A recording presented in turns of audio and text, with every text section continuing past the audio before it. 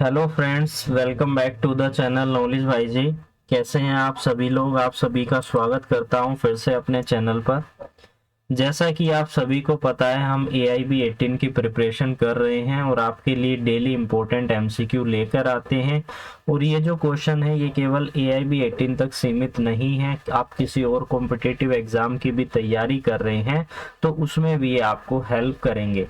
चाहे आप जुडिशरी की प्रिपरेशन कर रहे हैं तो प्रीलिम्स पर्पस के लिए, चाहे आप LLB या फिर LLM लॉ एंट्रेंस एग्जाम की प्रिपरेशन कर रहे हैं, JL लॉ की, या फिर आप APO की तैयारी कर रहे हैं, तो ये क्वेश्चन आपके लिए इम्पोर्टेंट है। मैं डेली आपके लिए इम्पोर्टेंट क्वेश्चन लेकर आता हूं और लेकर आता रहूंगा। आप हमारे साथ जुड़ जाइए। और जो भी कैंडिडेट अभी न्यू जुड़े हैं इस वीडियो के माध्यम से, उन सभी का तहे दिल से शुक्रिया करता हूं। जो पहले से जुड़े हुए हैं, कंटिन्यू हमारे साथ प्रैक्टिस कर रहे हैं MCQs की, तो उन सभी का भी तहे दिल से शुक्रिया करता हूं। कल जो थी मेरी वीडियो अपलोड नहीं हो पाई थी, इसका रीजन ये था मेरा PC जो है सही से काम नहीं कर रहा था। अब ये ठीक हो गया है तो अब से रेगुलर आपके लिए वीडियो आती रहेगी। वीडियो स्टार्ट करने से पहले ये एक स्टेटमेंट है जो कि आपको पढ़नी है और समझनी है। क्या कह रही है ये स्टेटमेंट, इसको एक बार आप देख लीजिए। ये स्टेटमेंट मैं आपको पढ़कर सुना देता हूँ। क्या कह रही है स्टेटमेंट कि शिक्षा वह है जो व्यक्ति को निडर बनाती है, उसे एकता का पाठ पढ़ाती है, उसे अपने अधिकारों के प्रति जागरूक करती है और उसे अपने अधिकारों के लिए संघर्ष करने के लिए प्रेरित करती है। तो काफी अच्छी लाइन है। इस लाइन को पढ़ते हुए हम जो है अपने MCQ को स्टार्ट करते हैं। तो चलते हैं अपने सबसे पहले इंपॉर्टेंट MCQ के बारे में। सबसे पहला क्वेश्चन हमारा क्या कह रहा है? Summon case means a case related to an offence punishable with, यानी कि समन केस में कितनी पनिशमेंट होती है और कौन कितनी अगर पनिशमेंट दी जाए तो उसे हम क्या कहेंगे कि वो एक समन केस है। तो पहला ऑप्शन क्या कह रहा है कि डेथ पेनल्टी अगर दी जाती है किसी केस में तो क्या हम उसे समन केस कहेंगे। सेकंड ऑप्शन है लाइफ इम्प्रिजमेंट दी जाती है तो तब हम उसे समन केस कहेंगे। थर्ड ऑप्शन है 2 साल से ज्यादा पनिशमेंट है तो तब हम उसे समन केस कहेंगे, या 2 साल से कम पनिशमेंट है तो तब हम उसे समन केस कहेंगे। हिंदी में एक बार इसको और पढ़ लेते हैं। समन केस का अर्थ दंडनीय अपराध के संबंध में मामला है जिसमें कि दंड कितना दिया जाता है? मृत्युदंड, आजीवन कारावास, 2 वर्ष से अधिक अवधि के लिए कारावास, या फिर 2 वर्ष से अधिक 2 वर्ष की अवधि के लिए कारावास, यानी कि 2 वर्ष तक, 2 वर्ष से ज्यादा, लाइफ इम्प्रिजमेंट और डेथ पेनल्टी। तो इसका जो सही जवाब है वो है हमारा फोर्थ ऑप्शन, यानी कि 2 साल तक की पनिशमेंट जिसमें होती है उसे हम समन केस कहते हैं। अब यहाँ पर आपको समझने कौन कौन से क्वेश्चन हैं, इससे कौन कौन से क्वेश्चन बन जाते हैं। तो पहला क्वेश्चन ये बन जाता है कि समन केस को कहाँ पर डिफाइन किया गया है? तो 2W के अंदर CRPC में डिफाइन किया गया है। ये आपको यहाँ पर ध्यान में रखना है। इसके अलावा सेकंड क्वेश्चन यहाँ पर बन जाता है कि जब हम समन केस के ट्रायल की बात करते हैं तो इसके रिगार्डिंग प्रोविजन कहाँ पर दिए गए हैं? तो इसके रिगार्डिंग जो सेक्शन स्टार्ट होती है जब हम बात करते हैं किसकी? ट्रायल की। कौन से की? समन केसेस की। तो समन केसेस के जब हम ट्रायल की बात करते हैं तो इसके रिगार्डिंग जो पर्टिकुलर सेक्शन है 251 से लेकर 259 तक है। तीसरी चीज यहाँ पर आपको समझनी है कि किस चैप्टर के अंदर जो ट्रायल के रिगार्डिंग बात की गई है तो वो चैप्टर नंबर कौन सा है? तो चैप्टर नंबर 20 है जो इस बारे में बात करता है। इसके अलावा आपको समन केसेस के बारे में CRPC के अंदर देखने को मिलेगा। जब आप चैप्टर नंबर 6 को जब आप रीड करोगे तो वहां पर एक हेडलाइन दी हुई है। हेडलाइन क्या है मैं यहाँ पर लिख देता हूं, प्रोसेस ऑफ कंपेन अपीयरेंस, यानी कि किसी भी पर्सन को अपीयरेंस के लिए, कोर्ट में अपीयरेंस के लिए कुछ पर्टिकुलर प्रोविजन दिए गए हैं CRPC में, जिसमें से सबसे पहला पॉइंट उसका आता है समन केस। यानी कि किसी भी अगर व्यक्ति को बुलाना हो, किसी भी विटनेस को बुलाना हो तो उसे समन भेजा जाएगा। और इसके रिगार्डिंग प्रोविजन आपको सेक्शन नंबर 61 से लेकर 69 तक के अंदर आपको देखने को मिलेंगे। इसके अलावा इसके इसी मतलब इस अगर चैप्टर 6 की बात करें तो इसे जो है 4 पार्ट में डिवाइड किया गया है। चार पार्ट में डिवाइड किया गया है। पहला तो हो गया समन केसेस, दूसरा हो गया वारंट ऑफ अरेस्ट के बारे में बताया गया है। इसके रिगार्डिंग जो सेक्शंस है वो हम आपको देखने को मिलेगी 70 से लेकर 81 तक के प्रोविजन है जो वारंट केस के बारे में बात करते हैं। उसके बाद बात की गई है प्रोक्लेमेशन के बारे में, प्रोक्लेमेशन और अटैचमेंट के बारे में, और अटैचमेंट के रिगार्डिंग प्रोविजन आपको देखने को मिलेंगे। इसके पर्टिकुलर जो सेक्शन है 82 से लेकर 86 तक के अंदर आपको देखने को मिलेगी। और जो ये फोर्थ पॉइंट है, फोर्थ में इसके रिगार्डिंग जो है रूल और रेगुलेशन बताए गए हैं वो इतने इम्पोर्टेंट नहीं है। जो चीजें इंपॉर्टेंट थी, जो जिस तरीके के और क्वेश्चन बन सकते हैं वो मैंने आपको यहाँ पर डिस्कस कर दिए हैं। बात करते हैं अपने अगले इंपॉर्टेंट क्वेश्चन के बारे में। क्या कह रहा है, सेकंड क्वेश्चन समझते हैं। विच one of the following is not correct in respect of a term victim under section 2W of CRPC। अब यहाँ पर आपको एक क्वेश्चन यहाँ पर बन गया कि विक्टिम जो टर्म दी गई है हमारे CRPC के अंदर वो दी गई है सेक्शन नंबर 2WA के अंदर। अब यहाँ पर क्वेश्चन पूछा गया है कि कौन सा करेक्ट नहीं है। कभी भी जब आप क्वेश्चन को रीड करें ये जरूर देखिएगा क्या वो पॉजिटिवली पूछा गया है या नेगेटिवली पूछा गया है। तो सबसे पहला ऑप्शन क्या कह रहा है, who suffer any loss. Second option क्या कह रहा है, who suffer any injury. Third option क्या कह रहा है, does not include guardian but legal heir. Fourth option कह रहा है include guardian as well as legal heir. यानी कि हमसे ये पूछा गया है विक्टिम टर्म के अंदर किसे शामिल मतलब इन सभी में से कौन सा शामिल नहीं है और कौन सा जो है करेक्ट नहीं है। तो शामिल किया गया है कि विक्टिम अगर कोई इंजरी होती है, कोई उसको लॉस होता है, गार्जियन भी शामिल होते हैं और लीगल हेयर भी शामिल होते हैं। तो इसका जो सही जवाब है वो है हमारा थर्ड ऑप्शन। हिंदी में इसका क्या अर्थ है समझ लेते हैं। CRPC की धारा 2W के तहत पीड़ित शब्द के संबंध में निम्नलिखित में से कौन सा कथन सही नहीं है।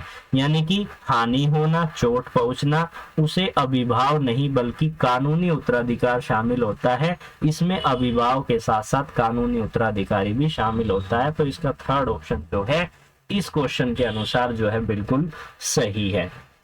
अब इसके रिगार्डिंग कौन कौन से क्वेश्चन बन जाते हैं। तो पहला क्वेश्चन मैं आपसे पूछता हूं कि अगर विक्टिम कंपनसेशन स्कीम की अगर हम बात करें तो कौन सा पर्टिकुलर सेक्शन है जो इस बारे में बात करता है। विक्टिम बात करते हैं किसके बारे में, विक्टिम कंपनसेशन स्कीम के बारे में। तो जब हम विक्टिम कंपनसेशन स्कीम की बात करते हैं तो विक्टिम कंपनसेशन स्कीम के रिगार्डिंग कौन से पर्टिकुलर प्रोविजन है। तो सेक्शन नंबर 357A के अंदर विक्टिम कंपनसेशन स्कीम की बात की गई है, ये आपसे पूछा जा सकता है। दूसरा यहाँ पर क्या है कि विक्टिम के ट्रीटमेंट के बारे में, विक्टिम के ट्रीटमेंट के बारे में कौन सा पर्टिकुलर प्रोविजन है, तो उसके बारे में भी आपको पता होना चाहिए। पर्टिकुलर प्रोविजन कौन सा है हमारा, सेक्शन नंबर 357C, इसको आपको याद रखना है।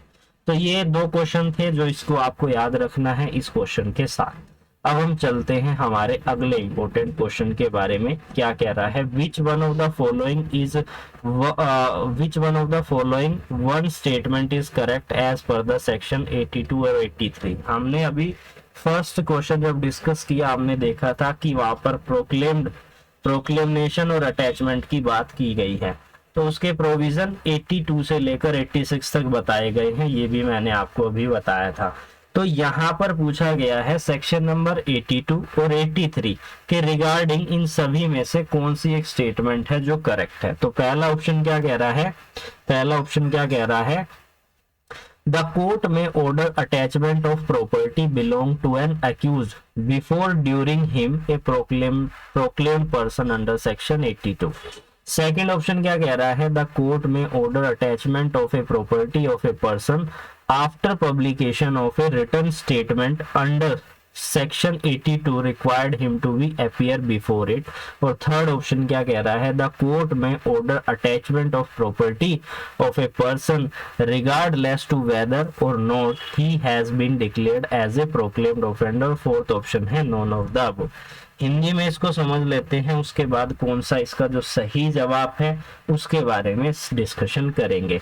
सीआरपीसी की धारा 82 और 83 के अनुसार निम्नलिखित में से कौन सा कथन सही है। पहला कथन क्या कह रहा है, धारा 82 के तहत अदालत किसी भी आरोपी को उद्घोषित व्यक्ति घोषित करने से पहले उसकी सहमति की कुर्की का आदेश दे सकती है। यानी कि कुर्की का मतलब होता है अटैचमेंट। मैं दोनों लैंग्वेज में इसलिए लेकर आता हूं क्योंकि स्टूडेंट्स को हिंदी के बहुत से ऐसे वर्ड है जो नहीं पता होते हैं। इंग्लिश के वर्ड को तो हम पढ़ते ही रहते हैं, हिंदी के वर्ड्स को जो है हम नहीं पढ़ते हैं। सेकंड ऑप्शन क्या कह रहा है, न्यायालय धारा 82 के तहत एक लिखित उद्घोषणा के प्रकाशन के बाद किसी भी व्यक्ति की संपत्ति की कुर्की का आदेश दे सकती है जिसमें उसे उसके समक्ष उपस्थित होने की आवश्यकता होती है।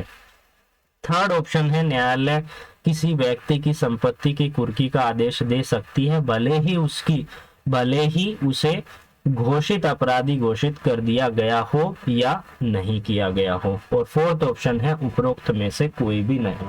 तो इसका जो सही जवाब है वो है हमारा सेकंड ऑप्शन। तो यहाँ पर इसके रिगार्डिंग पर्टिकुलर जो ये प्रोविजन है इसके रिगार्डिंग मैं आपको बता देता हूँ क्या क्या आपको पता होना चाहिए। इस सेक्शन तो आपको पता चल गई, सेक्शन 82 से 86 तक प्रोक्लेमिनेशन और अटैचमेंट के प्रोविजन दिए हुए हैं। जब हम प्रोक्लेमिनेशन की बात करते हैं तो जब भी प्रोक्लेमिनेशन पब्लिश की जाती है, जब भी प्रोक्लेमिनेशन पब्लिश की जाती है तो 30 दिन के अंदर जो है पर्टिकुलर पर्सन को जो है प्रेजेंट होना होता है कि आपके अगेंस्ट ये जो है प्रोक्लेमेशन कर दी गई है। इसके अलावा जब हम प्रोक्लेमेशन की बात करते हैं तो इसे जो है पब्लिकली, इसे जो है, रुकिए जस्ट वेट,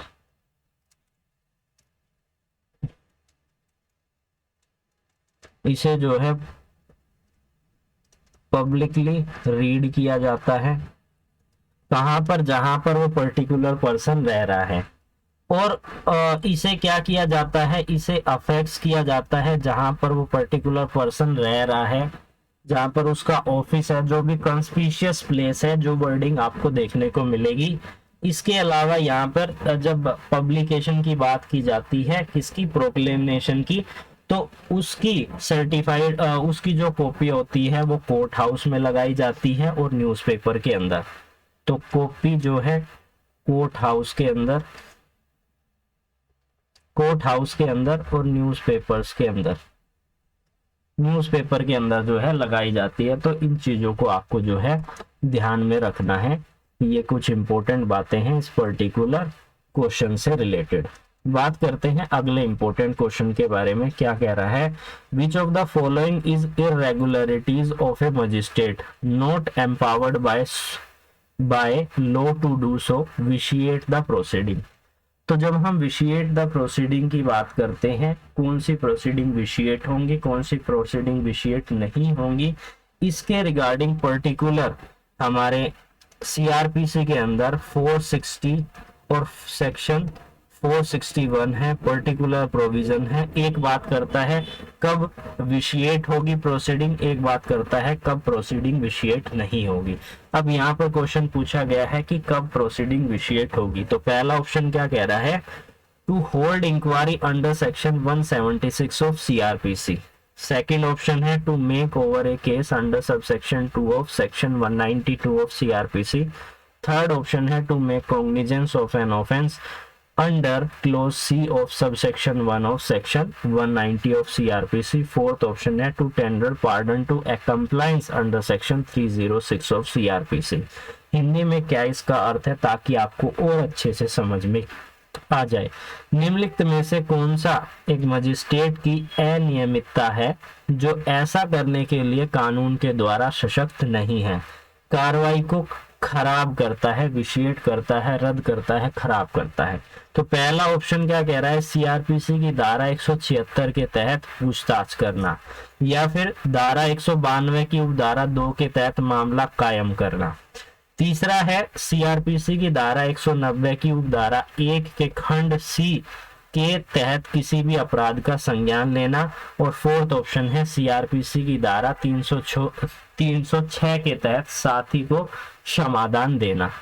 तो कौन सी प्रोसीडिंग विशिएट हो सकती है, तो थर्ड ऑप्शन जो है इसका राइट आंसर है, क्योंकि जो विशिएट प्रोसीडिंग की जहां पर बात की गई है वहां पर आपको ये देखने को मिलेगा।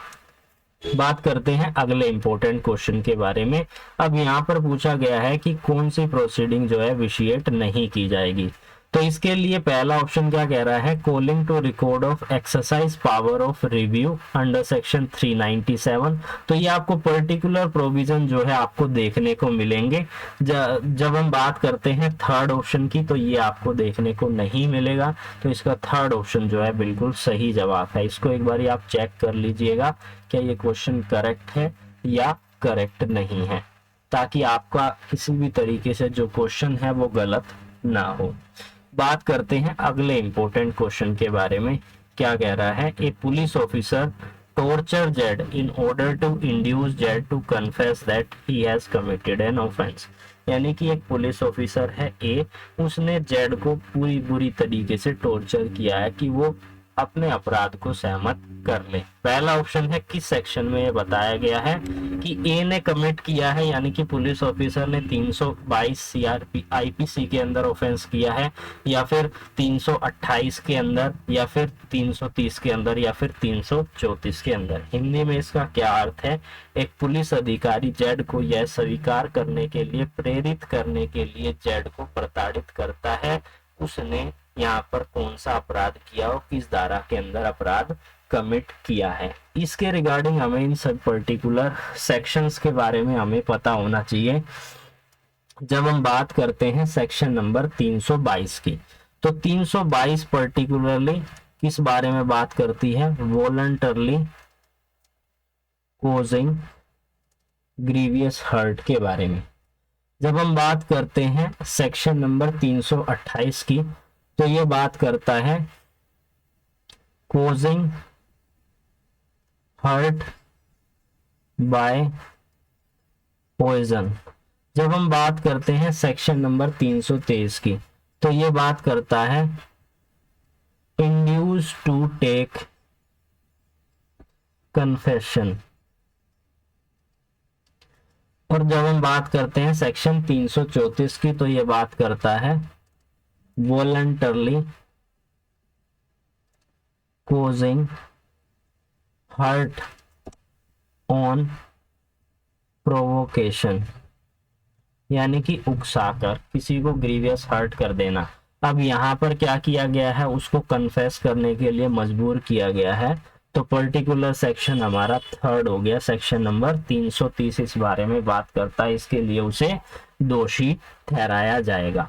अब हम बात करते हैं हमारे अगले इंपॉर्टेंट क्वेश्चन के बारे में। क्या कह रहा है, ये एक स्टेटमेंट है, ये आपको पढ़नी है और उसके बाद इसका सही जवाब आपको बताना है। A, C, Z commit what appear to A to be a murder. A, in exercise to the best of his judgment, expert in a good faith of the power which the law give to all the person to apprehend a murder in an act, and C, Z in order to bring Z before the proper authority. तो first option है A has committed an offense while Z is acting in a self defense. Second option है both A and B committed an offense. Third option है A has committed no offense through it may be turned out that Z was acting in a self defense. And fourth option है none of the above. Hindi में इसे पढ़ लेते हैं ताकि आपको और अच्छे से समझ में आ जाए हिंदी में इसका क्या अर्थ है। A ने Z को ऐसा करते हुए देखा, A ने Z को ऐसा करते हुए देखा है जो A को हत्या प्रतीत होती है। A अपने सर्वोत्तम निर्णय का उपयोग करते हुए अच्छे विश्वास में उस शक्ति का प्रयोग करता है जो कानून सभी व्यक्तियों को हत्या की आशंका के लिए देता है।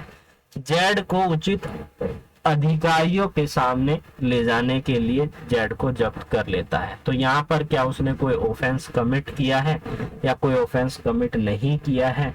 तो पहला ऑप्शन है ए ने अपराध किया है, जबकि जेड आत्महत्या की आत्मरक्षा का कार्य कर रहा था। सेकंड ऑप्शन है ए और जेड दोनों ने ही अपराध किया है। थर्ड ऑप्शन है ए ने कोई अपराध नहीं किया है, हालांकि यह पता चल सकता है कि जेड आत्मरक्षा में कार्य कर रहा था। उपरोक्त में से कोई भी नहीं। तो इसका जो सही जवाब है वो है हमारा थर्ड ऑप्शन। तो हम जो है जर्नल एक्सेप्शन पढ़ते हैं अपने सीआरपीसी के अंदर। तो पर्टिकुलर कौन कौन से सेक्शन है, कहां से कहां तक के सेक्शन है जो कि जर्नल एक्सेप्शन के बारे में बात करते हैं, ये आप पर्टिकुलरली क्वेश्चन हमें कमेंट सेक्शन में कमेंट करके बताइएगा। इसके अंदर प्राइवेट डिफेंस जो है उसको भी आप शामिल कीजिएगा। बात करते हैं अगले इंपॉर्टेंट क्वेश्चन के बारे में। क्या कह रहा है इसको समझते हैं। Using as true as such declaration know to be a false is deal with. हमें पता है कोई चीज फॉल्स है फिर भी हम उसे ट्रू कह रहे हैं, तो किस सेक्शन में पनिशेबल होगा? पहला ऑप्शन है सेक्शन 199, सेकंड ऑप्शन है सेक्शन 200, थर्ड ऑप्शन है सेक्शन 201, फोर्थ ऑप्शन है सेक्शन 202। हिंदी में इसका क्या अर्थ है? ऐसा किसी भी घोषणा को सत्य के रूप में उपयोग करना जो कि गलत माना जाता है, किसके अंतर्गत आएगा? किसके अंतर्गत उसने ऑफेंस कमिट किया है? तो इसके लिए हमें पर्टिकुलर प्रोविजन को देखना होगा। जब हम बात करते हैं सेक्शन नंबर 199 की, तो ये बात करता है false statement made in declaration which is by law receivable as evidence। तो क्या ये पर्टिकुलर प्रोविजन इससे डील करता है? जब हम बात करते हैं सेक्शन नंबर 200 की, तो ये बात करता है using as true such declaration knowing to be a false.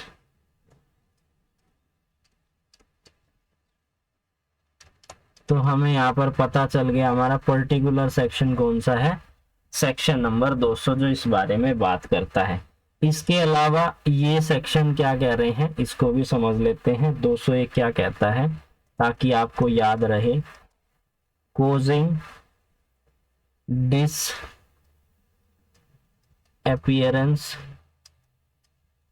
Disappearance of evidence. ये लिखने का पर्पस यही है ताकि आप जो है इस चीज को याद कर सके। ऑफ ऑफेंस और गिविंग फॉल्स एविडेंस।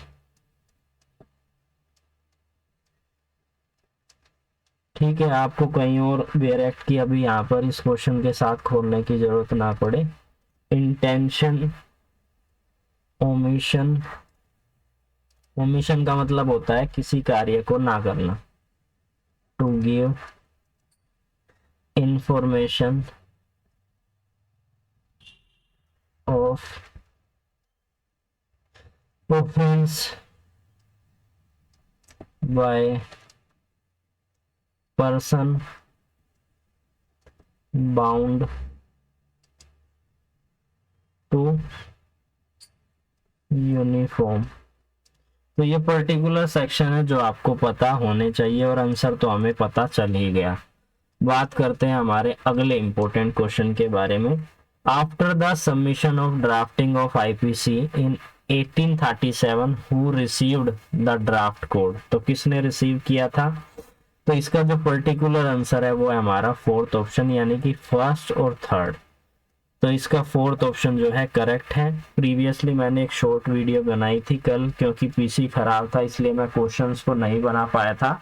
तो उसके जो आंसर मैं आज अभी इस वीडियो में जितने हो सके कवर करूंगा। वीडियो तो काफ़ी लंबी हो चुकी है, तो कुछ ही क्वेश्चन कवर करेंगे, कुछ हम नेक्स्ट वीडियो में कवर करेंगे। सेकंड क्वेश्चन क्या है, right to prosecution under the IPC is affected by the provision of other statute. Second option है is not affected by the provision of other statute. Third है is not affected by the provision of the company act. And fourth option is not applicable in case of a milky hills. Hindi में इसका क्या अर्थ है, IPC के तहत मुकदमा चलाने का अधिकार अन्य कानून के प्रावधानों से प्रभावित है, अन्य कानून के प्रावधानों से प्रभावित नहीं है।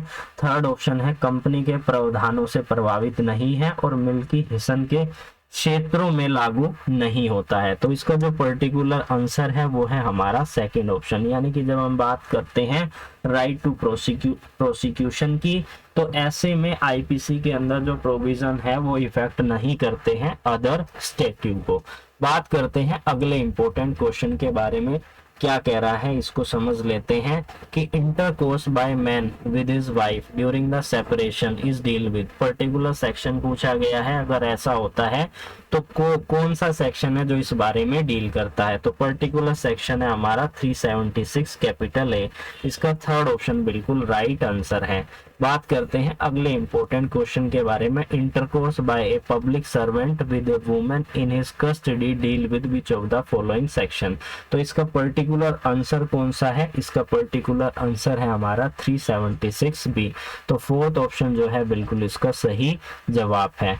बात करते हैं अपने अगले इंपॉर्टेंट क्वेश्चन के बारे में, क्या कह रहा है ये क्वेश्चन, इसको समझ लेते हैं कि extortion by threatening of acquisition of an offense punishable with death, life imprisonment और imprisonment for 10 year is deal with। तो कौन सा पर्टिकुलर सेक्शन आईपीसी का डील करता है इसके रिगार्डिंग, तो इसके रिगार्डिंग हमारा सेक्शन 388 डील करता है।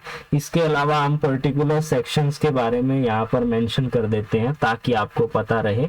सेक्शन नंबर 388 बात करता है putting person in fear, putting person in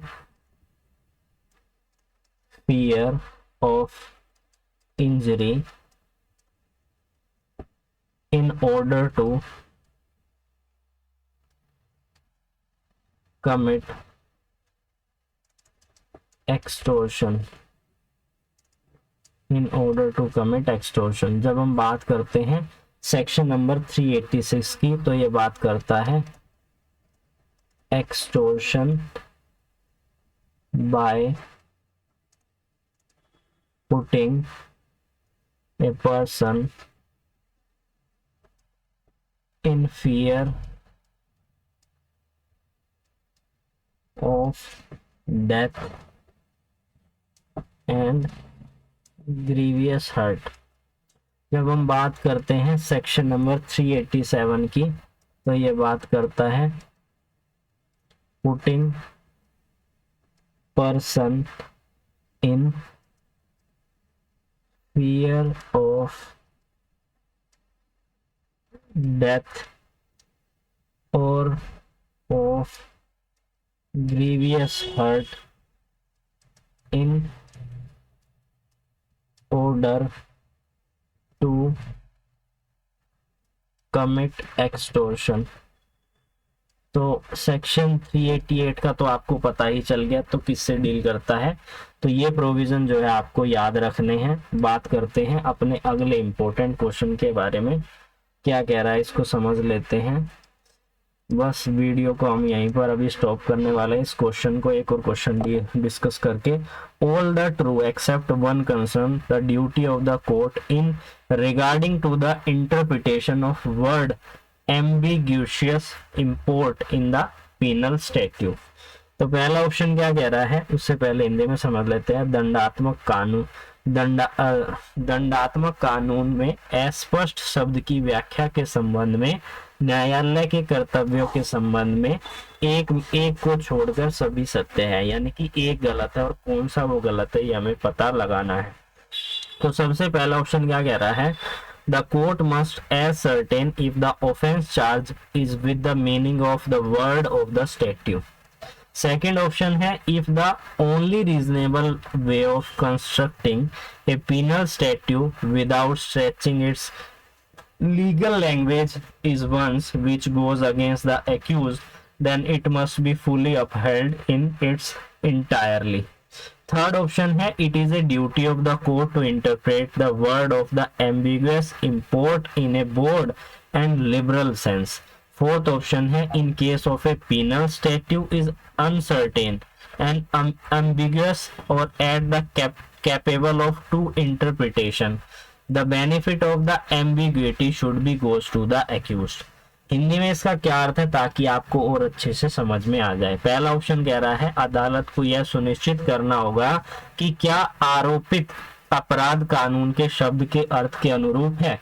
second option है यदि कानूनी भाषा को बढ़ाए बिना दंडात्मक कानून बनाने का एकमात्र उचित तरीका वही है जो अभियुक्त के विरुद्ध जाता है तो इसे पूरी तरीके से बरकरार रखा जाना चाहिए। और तीसरा है अस्पष्ट अर्थ वाले शब्दों की व्यापक और उदार अर्थों में व्याख्या करना न्यायालय का कर्तव्य है। फोर्थ ऑप्शन है यदि दंडात्मक कानून अनिश्चित या अस्पष्ट है या तो व्याख्याओं में सक्षम है तो अस्पष्टता का लाभ अभियुक्त को मिलना चाहिए। तो ये पर्टिकुलर जो सेकंड ऑप्शन है वो इसका सही जवाब है, उसी में और सभी जो पॉइंट है बिल्कुल सही है। बात करते हैं अपने लास्ट क्वेश्चन के बारे में इस वीडियो के, क्योंकि वीडियो काफी लंबी हो चुकी है। कल हमने नहीं बनाई थी इसलिए थोड़ा सा हमने लंबा ले लिया है वीडियो को।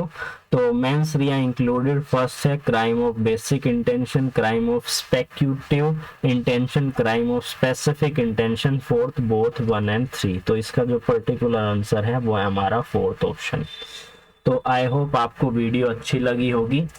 तो इसी तरीके की और वीडियोस के लिए आप हमारे साथ जुड़ सकते हैं। तो फिर मिलेंगे, तब तक के लिए जुड़े रहिए और हमारे साथ प्रैक्टिस करते रहिए।